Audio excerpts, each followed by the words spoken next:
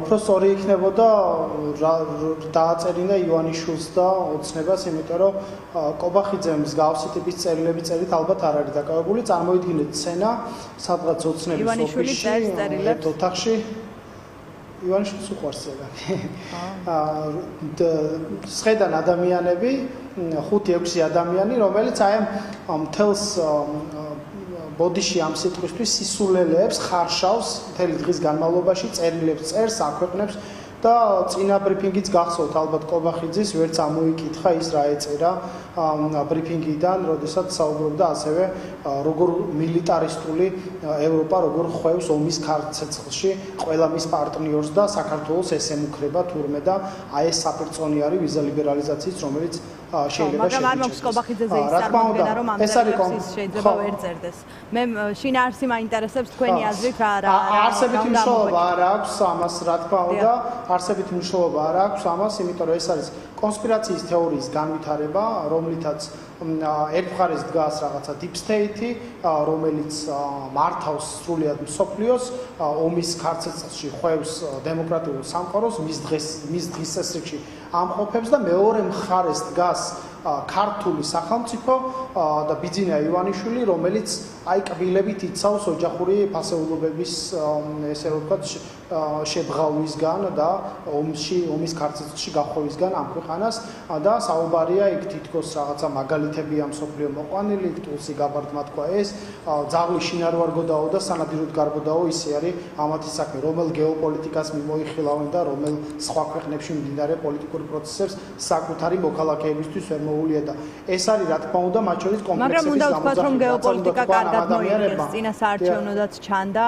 ეს турბულენცია რაც მსოფლიოშია, მათი პროპაგანდის ასე ვთქვათ მკვებავი იყო წინა საარჩევნო პერიოდიდან და ამიტომ ამ პროპაგანდას აქ უნდა დაუპირისპირდეთ ჩვენ რაღაცა თეორიების აგებით კი არ უნდა დაუპირისპირდეთ რომ და მსგავსი სისულელეებით რასაც გვარწმუნებენ ეს ადამიანები მაგრამ პროპაგანდა არის საკმაოდ სერიოზული ნახეთ საზოგადოებას ეუბნება რომ არსებობს რაღაც ჯგუფი მსოფლიოში რომელიც მართავს ქვეყნებს და რაღაც გადაწყვეტილებებს აღებინებს თუ კი ერთ ამომრჩეველს დააჯერებს deep state-ის არსებობას ქართული ოცნება შემდეგ უკვე ყველა მისი გადაწყვეტილებაც მართლდება ამიტომ ეს საკმაოდ ძლიერი ასე ვთქვათ კოზირია ქართული ოცნებისთვის პროპაგანდისტული ხრიკი საკუთარი პოლიტიკის გასამართლებლად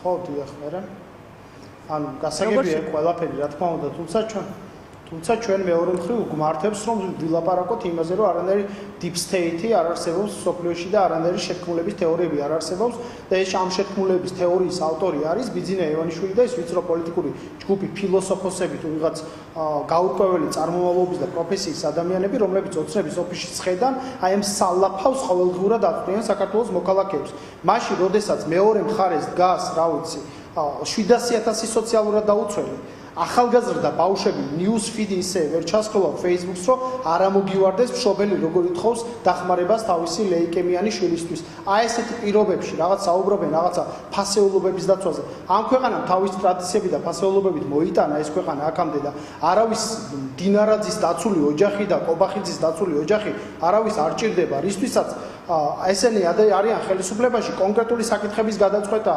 სოციალური საკითხების გადაწყვეტა, მათ შორის ამ ქვეყნის ევროპული მომავლის საკითხების გადაწყვეტა და ესენი რასაც აკეთებენ ახლა კომპლექსების გამოძახილია ის წერილიც თქვერაგონიათ რეალურად არ აწუხებთ ის რომ ამ ადამიანებს რუსებს ეძახიან, პრორუსებს ეძახიან, რუსული პოლიტიკის გამტარებლებს ეძახიან ხო სამომავლო ჰიპოთეზაა ის რომ ჩვენ ევროკავშირის წევრი გავხდებით არ გავხდებით დაიშლება თუ არ დაიშლება ევროკავშირიო მაგრამ ის რაც უკვე მიღწეული გვაქვს რასაც მიაღწია ამ ქვეყანამ იმასაც გვართმევენ ვიზა ლიბერალიზაციას რომელიც არის სიკეთე რომლითაც სარგებლობს საქართველოს თითოეული მოქალაქე ტურისტიდან დაწყებული რა ვიცი სამუშაოს მაძიებლით გაგრძელებული და სამედიცინო სერვისებით მიღებით დაინტერესებული და აი ამ კედელს აშენებს დღეს ევროკავშირსა და საქართველოს შორის მოქმედი ხელისუფლება, რაც დამოუკიდებლობის აღდგენის შემდეგ არც ერთ ხელისუფლებას არ უქმნია, არც ერთ ადამიანს არ მოსვლია აზრად ცივი, რა ვიცი, რუხი ფარდა ჩამოეფარებინა ევროპასა და ცივილიზებულ სამყაროსა და საქართველოს შორის და მეორე მხრივ ხედავთ ჩვენ სტუმართან საუბრობდით, რა არის რეალურად გასაკეთებელი ქართული ოცნების მხრიდან, თუმცა ამის ნაცვლად დღეს ირაკლი კობახიძე გვეუბნება, რომ ფაქტები არ არსებობს რაც დაადასტურებდა ბიძინა ივანიშვილის პრორუსულ პოლიტიკას თუ ბიძინა ივანიშვილს როგორც პრორუს ლიდერს. რა ფაქტები დააკლდა ქართულ ოცნებას? მე არ ვიცი ქართულ ოცნებას რა ფაქტები დააკლდა, ეს არის კომპლექსების გამოძახილი. მე არავის რუსობაში არ ვუდებ ბრალს, თუმცა პირდაპირ ფორმით შემიძლია გითხრათ, რომ ოცნების წარმოებული პოლიტიკა დღეს არის იზოლაციონიზმის პოლიტიკა ამ ქვეყნის და ამ ქვეყნის იზოლაციაში მოქცევის პოლიტიკა არის დაინტერესებული, მათ შორის ამ პოლიტიკით დაინტერესებულია ჩვენი ოკუპანტი, ჩრდილოელი მეზობელი რუსეთის ფედერაცია, რომელიც აი ამ პოლიტიკას აშენებს, მათ შორის სამხრეთ კავკასიის რეგიონში და ჩვენ ვხედავთ იმ ფონზე, როდესაც აზერბაიჯანი, სომხეთი, იქით რეგიონალური პარტნიორი შავი ზღვის რეგიონის ქვეყანა თურქეთი ახალ გეოპოლიტიკურ რეალობას ალაგებენ და ჩვენ რატომღაც იმ პირობებში, როდესაც 30 წლის განმავლობაში, 3 ათეული წლის განმავლობაში ევროპულ გზას ვჭრიდით და აი მართლა ყინულმჭრელი იყო სხვადასხვა ხელისუფლება ამ გზაზე, პირველი ხელისუფლება აღმოჩნდება განსაკუთრებით ბოლო წლების განმავლობაში ოცნების ხელისუფლება, რომელიც აი ამ რუხ ფარდას ჩამოაფარებს დასავლურ ცივილიზებულ სამყაროს. რა უნდა იყოს, რა ვიცი, ანუ ყველაფერი ავიღოთ ნებისმიერი გადაწყვეტილება, რომელიც ბოლო 4 წლის განმავლობაში მიუღია ოცნების ხელისუფლებას, რა ვიცი. კანდიდატის სტატუსზე განაცხადი ძლივს გავაკეთებინეთ ხელისუფლებას, რა ვიცი, ხა ვის ინტერესი შეიძლება იყოს, რომ მაგალითად აღმოსავლეთით არ გაფართოვდეს ევროპა და მათ შორის ნატო არ გაფართოვდეს აღმოსავლეთით, რა თქმა უნდა, არის რუსეთის ფედერაციის ინტერესი. ვის ინტერესი იყო, რომ კანდიდატის სტატუსი არ მიიღო, ვის ინტერესი იყო, მათ შორის, რომ ქვეყანაში დაგვეწყო დევნა თავისუფალი სიტყვისთვის. ვის ინტერესია მაგალითად ზუსტად ის რაც ხდება რუსეთში და რუსული მოდელი რაც არის პოლიტიკური ოპოზიციის განადგურება და პირდაპირ ფორმით ემუქრებიან საკონსტიტუციო პროცესებით აკრძალვის ბერდია თქვენ აი ამ პოლიტიკაზე საუბრობთ ბოლო 4 წლის განმავლობაში, მას შემდეგ რაც გუნდიდან წამოვიდა გიორგი გახარია, ამის შემდგომ იწყება მოკლედ გიორგი გახარია იყო შემაკავებელი მათ შორის ბიძინა ივანიშვილის. ესე იყო რუსო, თქვენ შეიძლება სკეპტიკურად უყურებდეთ ამ საკითხს, მაგრამ 2020 წლამდე მანამდეც გაახსენდეს მოქალაქეს რაიმე სხვა მოვლენები, რაც თუნდაც ანტიდასავლურ პოლიტიკაზე მიანიშნებს. კარგით. შორს არ წაგვიყვანოს ამ თემამ. არა, მათქმევინეთ, ხო, არაფერ შორს 2012 წლის პერიოდ ამ ქვეყანამ მიიღო ვიზა ლიბერალიზაცია 2014 წელს. 2017 წელს საკონსტიტუციო ცვლილებების შედეგად ამ ქვეყანის ევროპული და ევროატლანტიკური კურსი განისაზღვრა კონსტიტუციით და იმ კონსტიტუციის იმუხს ერცვლიან ზუსტად, ეს არის მათთვის ყველაზე დიდი პრობლემა. ქვეყანა იყო ასოცირებული ტრიოს ლიდერი ქვეყანა და სამხრეთ კავკასიის რეგიონის ნამდვილი ფორვარდი, რომელიც აი დიდი ნაბიჯებით მიიწევდა ევროკავშირისკენ.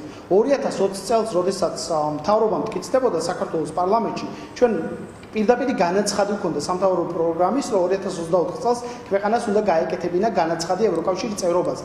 ეს რეალობა იყო 2020 წლამდე.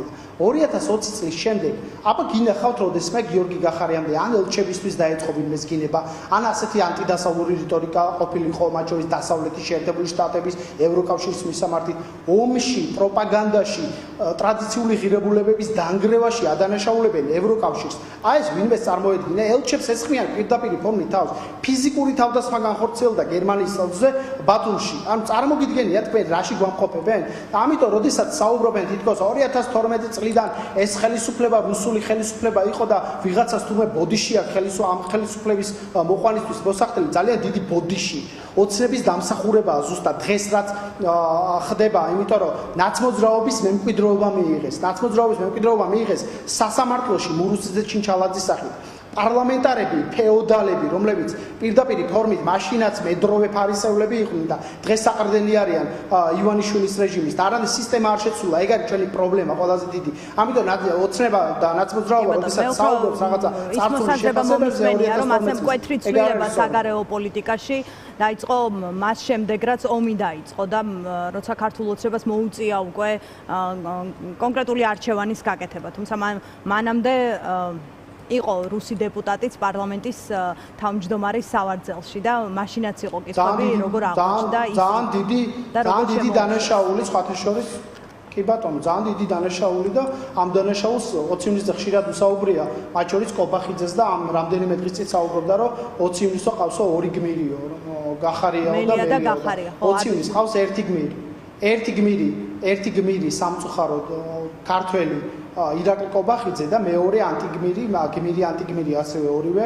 სერგეი გავრილოვი. ეგ არის მოცემულობა რაც არის დღეს 20-ისთან დაკავშირებით ეს არ დაუწყდეს არის. კი ბატონო, ეს კითხვაზე სავარძელი, რომელიც სავარძელიდან გამოაცხადა სახელმწიფოებრივი დამოუკიდებლობის აღდგენა ზვიად გამსახურდიდან დაუთმო სერგეი გავრილოვს. ეგ არის მოცემულობა.